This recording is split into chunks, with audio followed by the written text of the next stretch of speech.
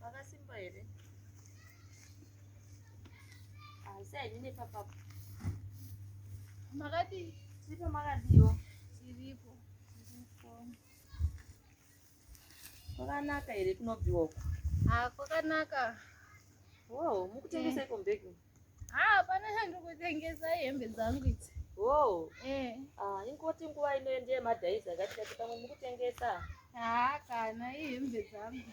Alright. Ndauyawo.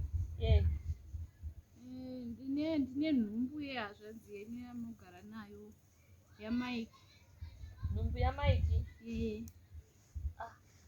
Ko maimbovete nguva yose nhumbu ichikura kudai haisi yoda kuzvagwa here?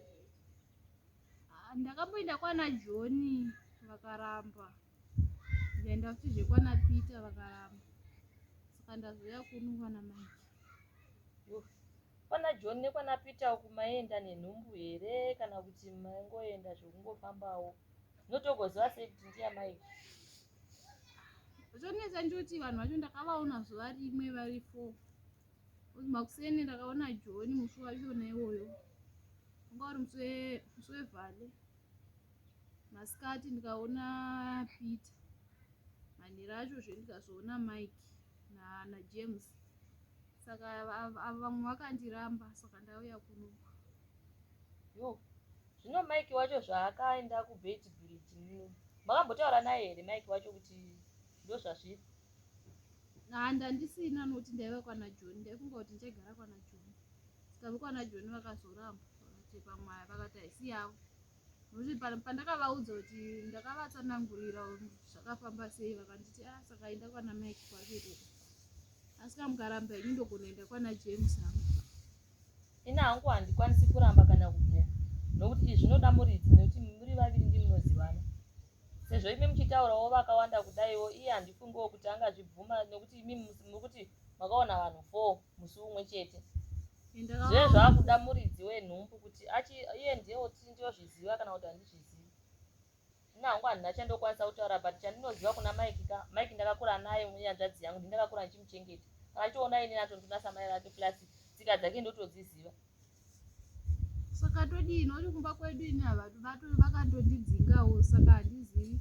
Ndakamboita 3 months ndiri kwana John, ndikaitazve 3 months ndiri kwana Peter. Ike zvinezvi ndandauyawo panapa. Zorova futi dzimwe 3 months muri pano? Ndomwe ndikarova 3 months ndiri pano, ndozoenda hangu kwana James kokupedzisira. Manje panapa zvazvida kuti murove 3 months kachi ndiri kacho aripo, Mike aripo.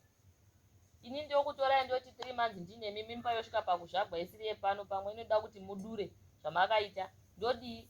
Ndatodura wani, ndakaona vanhu 4 zuva rimwe. Muchidurira ini ndini muridzi wenhumbu? Zvoda kuti mudurire muridzi wayo wenhumbu. Plus kana imi tangai mataura nemuridzi wenhumbu, motaurirana. Ini nangu kukutambira handikwanisi. Zvama muchataura kuti mogona kuenda kwana James kuti imboendaiwo ikoko mukazoromba. Mukanorova dzimwe 3 mozopedzisira pano dzoita 9. Pamwe zvinotobuda. Handike nozvi mawane 6 months muri kune dzimwe dzimba. Alright. Ndine kwana James. Asi imi makakwana here nekukwana chaiko kuti kwesere? Dziri right dziri mushe?